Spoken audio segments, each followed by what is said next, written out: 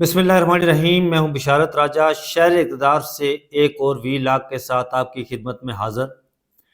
ناظرین، آئینی بینچ کی تشکیل ہو گئی، آئینی بینچ کا سربراہ بھی بنا دیا گیا، جوڈیشل کمیشن کا اجلاس ہوا، چیف جسٹس یحییٰ آفریدی نے اس اجلاس کی صدارت کی کیونکہ وہ اس کے چیئرمین ہیں۔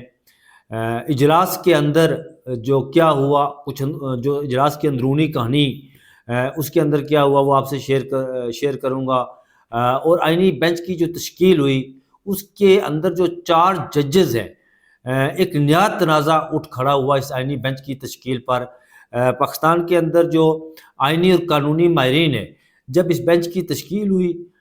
جب اجلاس ہوا، اس کے بعد میری ان سے گفتگو ہوئی، جب میری ان سے بات ہوئی تو کچھ نئی چیزیں سامنے آئی، اور اب کیا ہونے جا رہا ہے آگے، وہ تنازع کیا ہے، وہ میں آپ کے سامنے رکھوں گا۔ اور جو اس بینچ کے اندر 4 ججز ہیں، وہ 4 جج کون کون سے ہیں جو حکومت کے لیے درد سر بن سکتے ہیں۔ حکومت کے لیے بظاہر تو حکومت نے آئینی بینچ کی جو تشکیل کی ہے وہ تو انہوں نے یہ سمجھ کر کی ہے جی کہ تمام جو فیصلے ہوں گے وہ تو جو بھی آئینی معاملہ ان کے سامنے جائے گا وہ فیصلے ان کی مرضی اور منشا کے مطابق ہوں گے، لیکن ایسا نہیں ہے۔ وہ 4 جج کون سے ہیں جو اس بینچ میں شامل ہیں، جو حکومت کے لیے درد سر بن سکتے ہیں؟ ہم ایک ایک چیز کو آپ کے سامنے رکھیں گے اس ویلاگ میں۔ کوشش کروں گا میں کہ جو ریالٹی ہے، جو حقائق ہے، کچھ ماضی کو مد نظر رکھتے ہوئے، کچھ ماضی کے ساتھ چلتے ہوئے، کہ یہ لوگ، یہ جو 4 ججز ہیں، یہ کس طرح حکومت کے لیے درد سر بن سکتے ہیں، اور حکومت کے کچھ مخصوص حلقے اس آئینی بینچ کی تشکیل کے بعد وہ تھوڑا سا پریشان دکھائی دے رہے ہیں، وہ کیوں؟ تو سب سے پہلے ہم آتے ہیں کہ جو ایک نیا تنازع کیا کھڑا ہوا اس آئینی بینچ کی تشکیل کے حوالے سے۔ ناظرین، آئینی بینچ کی تشکیل کے حوالے سے سب سے پہلے جو تنازع کھڑا ہوا، اور یہ تنازع وہ ہے کہ 26ویں آئینی ترمیم میں کہیں بھی نہیں لکھا ہوا، کسی بھی جگہ یہ نہیں لکھا ہوا تھا کہ جوڈیشل کمیشن کے جو ممبران ہیں ان میں سے کہ اگر کوئی ایک ممبر کم بھی ہو تو وہ بینچ جو ہے وہ کورم پورا ہوگا اور بینچ فیصلہ کر جائے گا، یہ کہیں بھی نہیں لکھا ہوا۔ اور جب اجلاس شروع ہوا تو عمر ایوب جو پاکستان تحریک انصاف کے اپوزیشن لیڈر بھی ہیں اور اس جوڈیشل کمیشن کے ممبر بھی ہیں، اجلاس شروع ہوا تو انہوں نے کورم کی نشاندہی کی کہ کورم پورا نہیں ہے، اس وجہ سے کہ یہ بعد میں چیز شامل کی گئی۔ 26ویں آئینی ترمیم میں کوئی چیز شامل نہیں تھی، پریکٹس اینڈ پروسیجر ایکٹ میں بھی یہ چیز شامل نہیں تھی، یہ بعد میں کہا گیا کہ اس کمیشن کے ممبران 13 ہوں گے، 12 ممبران تو وہ ہوں گے جو 5 سپریم کورٹ آف سینئر کے، 4 سپریم کورٹ آف سینئر کے سینئر 3 ججز ہوں گے، ایک آئینی بینچ کا سربراہ جو ہے وہ ہوگا، اور باقی 8 جو ہے وہ پارلیمنٹرین ہوں گے 7، اور ایک پاکستان بار کونسل کا اس میں جو ہے وہ نمائندہ ہوگا، 6 پارلیمنٹرین ہوں گے، اور ایک ہوگا جو جسے اسپیکر اسمبلی، ان کی صوابدید ہے کہ وہ کسے اس کمیشن کا ممبر بناتے ہیں، کسے منتخب کرتے ہیں، کہتے ہیں، ان کی صوابدید پر ہے یہ۔ تو جب کورم کی نشاندہی کی گئی تو بتایا گیا جی کہ کورم پورا ہے، وہاں پر جو بیٹھے ہوئے تھے آئینی اور قانونی لوگ، ججز تو بیٹھے ہوئے تھے، ججز نے کہا، چیف جسٹس نے کہا کہ عمر ایوب صاحب نے کورم کی نشاندہی کی ہے، کورم پورا نہیں ہے تو یہ اجلاس نہ ہو۔ تو اس پر کہا گیا جی کہ یہ کہیں نہیں لکھا، یہ کہیں نہیں بتایا گیا کہ اس میں ممبر کم ہو، 1 کم ہو، 2 کم ہو، 3 کم ہو تو وہ اجلاس نہ ہو۔ یہ ایک آئینی نقطہ ہے، اور اس آئینی نقطے کو جو میرے آئینی ماہرین سے بات ہوئی، جو قانونی ماہرین سے میری بات ہوئی، اس میں اس نقطے کو، اس اجلاس کو وہ چیلنج کرنے کے لیے سپریم کورٹ جا رہے ہیں کہ کورم پورا نہیں تھا اور اجلاس ہو گیا۔ اگر کورم پورا نہیں تھا تو 13واں ممبر جو ہے اس کو رکھنا چاہیے تھا جو سپریم کورٹ آف پاکستان کا موسٹ سینئر ممبر ہو، اسے رکھنا چاہیے تھا، جو موسٹ سینئر جج ہو، جیسے جسٹس جمال مندوخیل ہے۔ اگر وہی کرنا تھا تو پھر جن لوگوں کے نام دیے گئے تھے ان لوگوں کے آئینی بینچ کے لیے، تو ان لوگوں کو اس میں سے نکال کر اس 13ویں ممبر کو شامل کرنا چاہیے تھا، لیکن ایسا نہیں ہوا۔ اس نقطے کو بنیاد بنا کر اس جو سپریم جوڈیشل کمیشن کا جو اجلاس ہوا 26ویں آئینی ترامیم کے بعد، یہ پہلا اجلاس تھا۔ اس پر بھی ایک تنازع کھڑا ہو گیا، اس کو کنٹروورشل بنا دیا گیا، اس کو کچھ آئینی ماہرین سپریم کورٹ آف پاکستان میں چیلنج کرنے جا رہے ہیں۔ اب ناظرین آتے ہیں اس دوسرے نقطے کی طرف کہ اس بینچ میں 4 وہ کون کون سے ججز شامل ہیں جو حکومت پاکستان کے لیے یا یہ جو آئینی سیٹ اپ بنا ہوا ہے اس کے لیے وہ درد سر بن سکتے ہیں۔ ناظرین آپ کو یاد ہوگا کہ جب مخصوص نشستوں والا یہاں پر کیس تھا، اس کیس کی سماعت ہو رہی تھی، تو اس کیس میں جسٹس عائشہ ملک شامل تھی اس سماعت کے اس بینچ میں، جسٹس محمد علی مظہر شامل تھے اس بینچ میں، جسٹس حسن اظہر رضوی شامل تھے اس بینچ میں۔ یہ 3 لوگ وہ ہیں جنہوں نے مخصوص نشستوں کے کیس میں 8 رکنی اکثریتی بینچ کے ساتھ یہ کھڑے ہیں اور آج تک یہ اپنے فیصلے پر کھڑے ہیں۔ اور چوتھے جج جسٹس جمال مندوخیل ہے۔ ناظرین میں آپ کو بتاؤں کہ جسٹس جمال مندوخیل نے اس فیصلے میں بھی یہ لکھا تھا، وہ کہ انہوں نے نوٹ لکھا تھا، لیکن اس میں لکھا تھا کہ 39 ممبر جو ہے وہ پاکستان تحریک انصاف کے ہیں، اور الیکشن کمیشن آف پاکستان نے آئین اور قانون کی خلاف ورزی کرتے ہوئے انہیں آزاد ڈکلیئر کیا ہے۔ انہوں نے یہ اس فیصلے میں لکھا تھا کہ گو کہ پاکستان تحریک انصاف ہمارے سامنے نہیں ہے، لیکن الیکشن کمیشن آف پاکستان نے جو بنیادی انسانی حقوق ہیں، وہ ایک ووٹر جو ہوتا ہے نا، اس کا ووٹ بنیادی حق ہے جو آپ کا آئین دیتا ہے، اس کی وائلیشن کی گئی ہے۔ یہ جسٹس جمال مندوخیل نے اپنے فیصلے میں لکھا ہے۔ ناظرین آپ کو یاد ہوگا کہ جسٹس جمال مندوخیل نے جو سپریم کورٹ آف پاکستان میں سیولین کا ٹرائل ملٹری کورٹ میں ہو رہا تھا، اس میں 5 لوگوں کی جو ضمانتیں دی تھی، اس وقت اس فیصلے میں بھی انہوں نے بڑی بولڈنس دکھائی تھی، بڑی بہادری اور دلیری کے ساتھ وہ فیصلہ دیا تھا انہوں نے، جس میں انہوں نے ان 5 ملزمان کو بری کر دیا تھا۔ یہ رمضان کی بات ہے۔ جسٹس جمال مندوخیل یہ نہیں کہ جسٹس جمال مندوخیل کسی ایک خاص طرف جھکاؤ رکھتے ہیں، ایسا نہیں ہے۔ بہت سارے مواقع پر، بہت سارے ایسے کیسز پر، کیونکہ میں سپریم کورٹ جتنی میں نے کور کی ہے، سپریم کورٹ آف پاکستان میں جتنے بھی ججز کو میں نے کور کیا ہے، میں ہر ایک کی ہسٹری سے تقریباً جو ان کی ججمنٹ ہے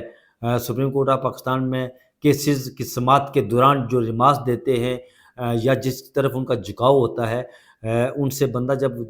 ریگولر کور کرتا ہے تو بہت ساری چیزوں کی ان کی نفسیات سے آگاہی ہو جاتی ہے۔ تو جسٹس جمال مندوخیل آئین اور قانون کی بات کرتے ہیں، جیسے ایسا نہیں کہ جسٹس جمال مندوخیل بالکل یہ کہیں جی کہ آئین سے مغائر ہر چیز کو اس پر وہ مہر تصدیق ثبت کرے، ایسی بات نہیں ہے۔ اسی طرح جسٹس حسن رضوی، جسٹس محمد علی مظہر اور جسٹس عائشہ ملک وہ اس 8 رکنی اکثریتی بینچ کا حصہ ہے جو فیصلہ آج بھی آن دی گراؤنڈ ہے، جو آج بھی فیصلہ وہ ایگزسٹ کرتا ہے، جس فیصلے جس پر الیکشن کمیشن آف پاکستان نے ابھی تک اس پر عمل درآمد تو نہیں کیا، لیکن آج بھی وہ فیصلہ آن دی گراؤنڈ ہے۔ جسٹس منصور شاہ اور جسٹس منیب اختر سمیت، جسٹس عطر من اللہ سمیت، یہ تمام ججز 8 رکنی جو ججز ہیں اکثریتی فیصلے میں، یہ آج بھی کہتے ہیں کہ وہ فیصلہ ایگزسٹ کرتا ہے، وہ سپریم کورٹ آف پاکستان کا فیصلہ ہے۔ اس فیصلے کے مطابق الیکشن کمیشن آف پاکستان کو مخصوص نشستیں تحریک انصاف کو دینی پڑیں گی۔ تو یہ 4 ججز، یہ نہیں ہو سکتا کہ ان 4 ججز کی طرف سے حکومت کے لیے ٹھنڈی ہواؤں کے جھونکے آئیں، ایسا ممکن نہیں ہے۔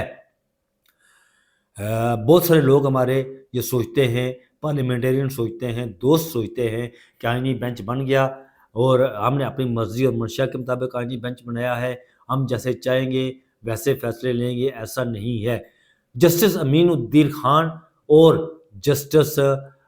نعیم اختر افغان کی بات اگر کی جائے تو یہ 2 وہ جج ہیں جنہوں نے مخصوص نشستوں کے کیس میں اپنا اختلافی نوٹ لکھا تھا اور اس نوٹ میں انہوں نے ترغیب دی تھی الیکشن کمیشن آف پاکستان کو اور اداروں کو کہ آپ اس فیصلے پر عمل درآمد نہ کریں۔ ان کی حد تک تو یہ کہا جا سکتا ہے کہ یہ بالکل حکومتی سائٹ کے لوگ ہیں، حکومتی سائٹ کے ججز ہیں، یہ وہی فیصلے کریں گے، یہ وہی فیصلے لکھیں گے جو حکومت کی مرضی اور منشا ہوگی، کیونکہ اس سے قبل جتنے بھی بینچز میں یہ بیٹھتے رہے وہ میں ان کو کور کرتا رہا، وہ وہی کرتے رہے جو حکومت کی مرضی اور منشا تھی۔ تو جسٹس مسرت ہلالی ایک واقعہ ہوئی ہے۔ تو ناظرین میں آپ کو بتاؤں کہ جسٹس مسرت ہلالی 13 جنوری کے، یہ بھی بات ایک بڑی نوٹ کرنے والی ہے کہ 13 جنوری کا جو بلے کا فیصلہ تھا اس میں جسٹس محمد علی مظہر، جسٹس مسرت ہلالی اس بینچ کا حصہ تھی جس کو سابق سیاہ رو پاکستان کی عدلیہ کی تاریخ میں ایک انتہائی سیاہ ترین کردار سابق چیف جسٹس فائز عیسیٰ اس کو ہیڈ کر رہے تھے۔ انہوں نے جب بلے کا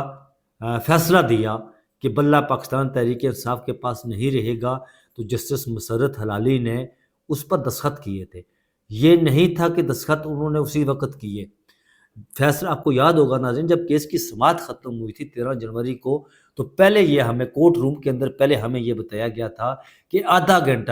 آدھے گھنٹے کے بعد فیصلہ سنایا جائے گا، آدھا گھنٹہ پھر گھنٹے میں بدلا، گھنٹہ پھر 1.5 گھنٹے میں بدلا، 1.5 گھنٹہ پھر 2 گھنٹے میں بدلا اور 2 گھنٹے پھر 2.5 گھنٹے میں بدلے، تب جا کر فیصلہ سنایا گیا۔ ان 2.5 گھنٹوں میں اندر کیا ہوا؟ ان 2.5 گھنٹوں میں اب خبریں تو آنی شروع ہو گئی ہیں۔ ان 2.5 گھنٹوں میں اندر یہ ہوا کہ جسٹس مسرت ہلالی نے وہ اس فیصلے سے اختلاف کر رہی تھی،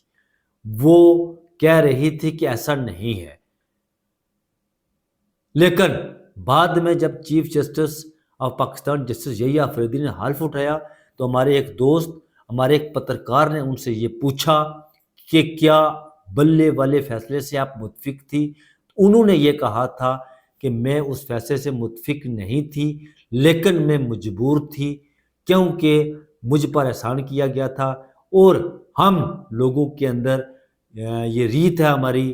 مطلب آپ کہہ سکتے ہیں کہ ہمارے جینز میں یہ چیز شامل ہوتی ہے کہ جو ہم پر احسان کرتا ہے ہم احسان فرموشی نہیں کرتے۔ تو ناظرین ان پر احسان کس نے کیا تھا؟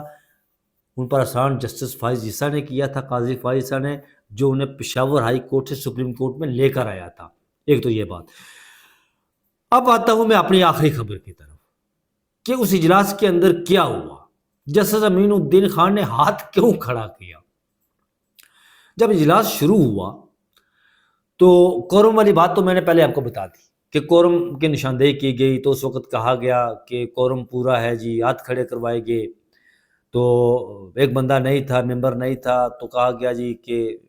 یہ اجلاس ہو سکتا ہے، اس میں ممبر کا ہونا، ایک ممبر کا ہونا نہ ہونا ضروری نہیں ہے۔ بہرحال جسٹس منصور شاہ اور جسٹس منیب اختر نے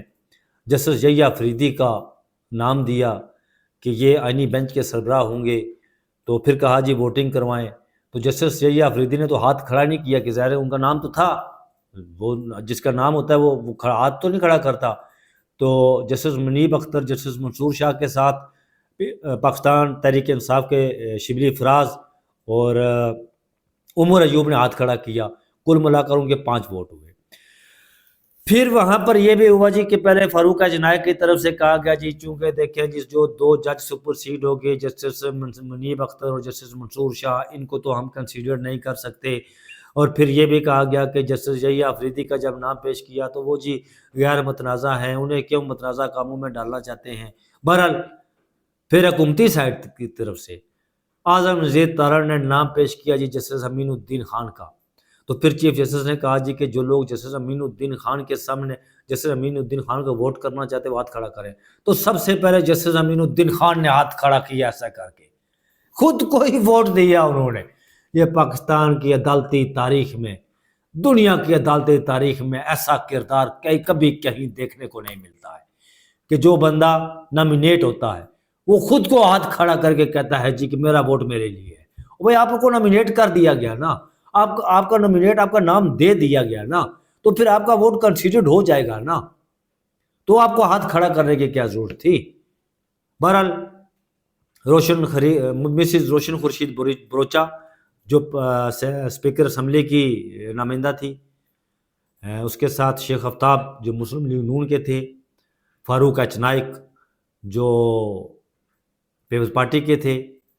اور ان کے ساتھ پاکستان بار کونسل کے اختر شاہ وہ جو تھے، اور اٹارنی جنرل پاکستان منصور اوان، اور فاروق نائک جو تھے پیپلز پارٹی کے، اور آپ کے لا منسٹر وزیر قانون جسے کہتے ہیں، ویسے لفظ قانون ہے لیکن قانون کہتے ہیں اسے، میں اسے قانون کہتا ہوں،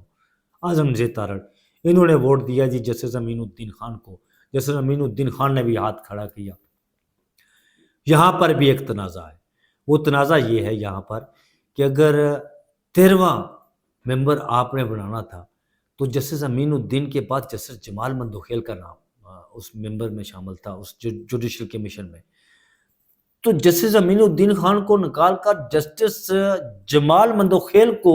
آپ ممبر بناتے نا، ان کا ووٹ لے لیتے۔ یہاں پر بھی یہ تنازع ہے۔ یہ جوڈیشل کمیشن کا اجلاس ہوا اور آئینی بینچ بنا، اور آئینی بینچ بننے کے پہلے ہی چند گھنٹوں میں ایک نیا تنازع اٹھ کھڑا ہوا۔ تو یہ سپریم کورٹ میں چیلنج ہونے کے لیے جا رہا ہے، اور دیکھتے ہیں کہ سپریم کورٹ اس پر کیا رد عمل دیتی ہے۔ یہ تھی جو ابھی لیٹسٹ نیوز، جو ظاہر ہے صحافی اور پترکار کا کام یہی ہوتا ہے کہ وہ خبریں نکالتا ہے، اور جو خبر ہمارے پاس پہنچی تو وہ ہم نے آپ تک پہنچا دی۔ تو اب تک کے لیے اتنا ہی۔ ہمیشہ کی طرح وہ میں ہمیشہ کہتا ہوتا ہوں کہ ایک تو یہ چینل آپ کا اپنا چینل ہے، آپ نے مجھے اتنی محبتوں سے نوازا کہ مجھے اتنا آئیڈیا نہیں تھا، اتنا اندازہ نہیں تھا کہ آپ محبت کرتے مجھ سے اتنی۔ میں آپ کی محبتوں کا مقروض ہوں، بے شمار بے پناہ آپ نے مجھے محبتوں سے نوازا، میں ان محبتوں کا مقروض ہوں۔ اور یہ آپ کا اپنا چینل، ایسے سبسکرائب بھی کیجیے گا، اور بیل آئیکن میں نہیں کہتا، ٹیلی کہتا ہوں، اس ٹیلی کو بھی دبائیے گا تاکہ میں جب ویلاگ کروں اپلوڈ ہو جائے تو وہ ٹیلی آپ کو خبردار کر دے کہ میں نے ویلاگ اپلوڈ کیا ہے۔ اس درخواست کے ساتھ کہ آپ مجھے اپنی دعاؤں میں یاد رکھیے گا، میں آپ کو اپنی دعاؤں میں یاد رکھتا ہوں۔ مجھے دیجیے اجازت، اللہ حافظ۔